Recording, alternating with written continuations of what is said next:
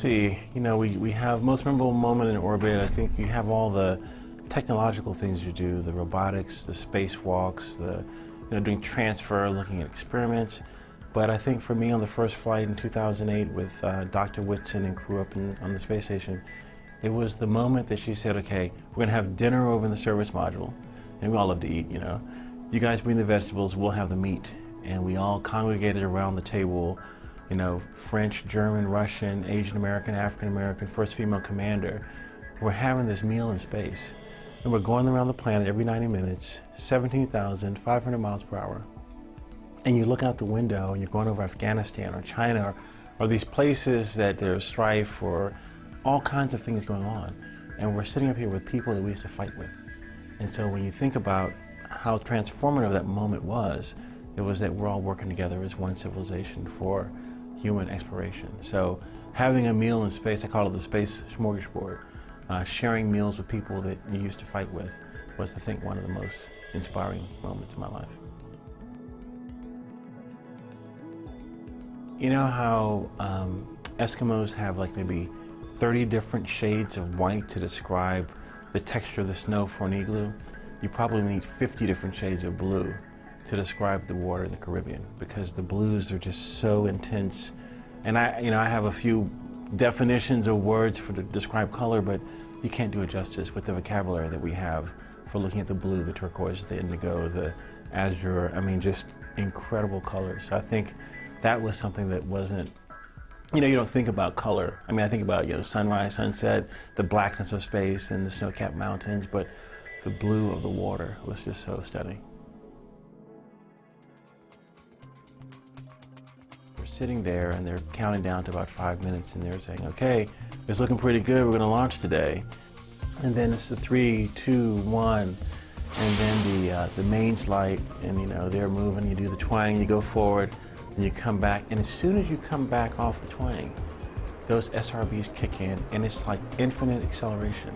You think of a fast sports car, and you're going 100 miles an hour, and you accelerate up to 100 miles an hour, and you're pinned in your seat, but this was like, 100,000 times more intense than that, because, granted, we're only doing 3 Gs at the maximum acceleration, but still, you just feel like it's infinite.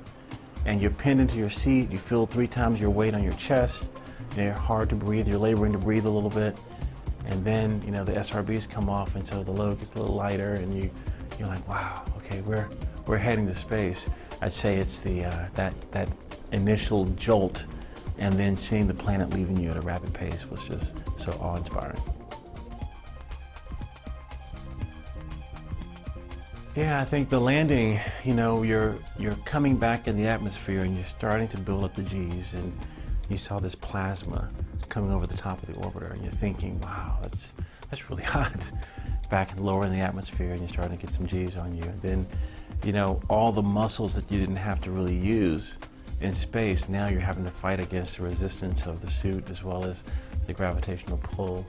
And now we're starting to come over, Central America and coming up the coast and heading to Florida, and you're just traveling so fast going around the planet. And it was like, wow, we're coming home. You land, you hit the ground, and then the vehicle starts heating up, you get pretty hot, you start just flipping switches and eventually come out. But it was just awesome teamwork, working together, people on the ground, watching the planet as you're coming back home. Hard to describe again, just fantastic.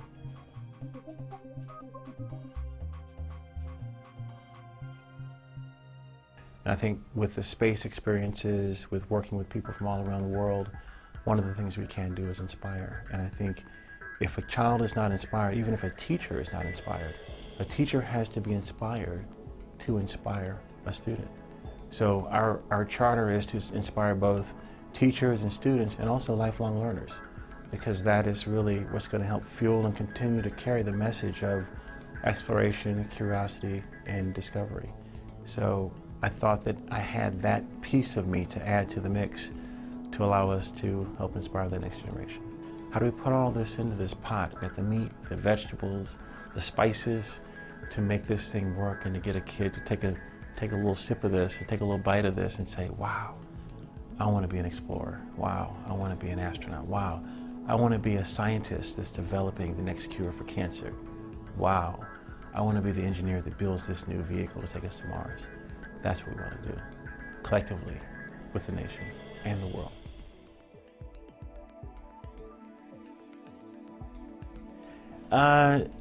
You know, when I was an engineer at NASA Langley, I was working there for 10 years, when a friend of mine said, "You'd be a great astronaut." And I'm like, "What are you talking about?" You know, I worked at Langley, you know, NASA, but I never really thought about the space program. It's something that I could do, because growing up, I didn't really have aspirations of that. I love math and science, but never really saw people that looked like me, and you know, saw space as an option. Didn't have a military crew cut and flew high-performance jets and all of those things. But you know, it was after he told me this that another friend of mine got into the Corps that year that I didn't apply. So I said to myself, well, if that knucklehead can get in, I can get in. But it was one of the best things I could have ever done with my life, because it's opened so many doors from the standpoint of allowing access to kids and teachers, to let them see they can do or be anything they put their minds to. So I would never have imagined being here today, coming off of 2 shuttle missions, and now being the Associate Administrator for Education. But I think the things that I've done in my past have aligned me and got me ready to be here, so that I could talk to you today about how we inspire the next generation of explorers.